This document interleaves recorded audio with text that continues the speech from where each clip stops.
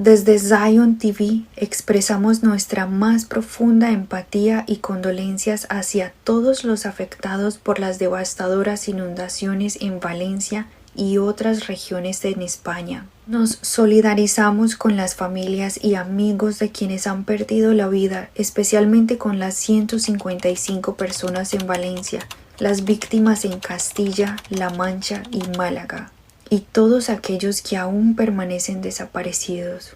Sabemos que los sobrevivientes enfrentan momentos de gran dificultad al intentar reconstruir sus vidas entre los escombros y la destrucción dejada por este desastre natural. Admiramos el incansable esfuerzo de los equipos de emergencia, las Fuerzas Armadas y todos los voluntarios que trabajan sin descanso para encontrar a los desaparecidos y restablecer la seguridad en las comunidades afectadas.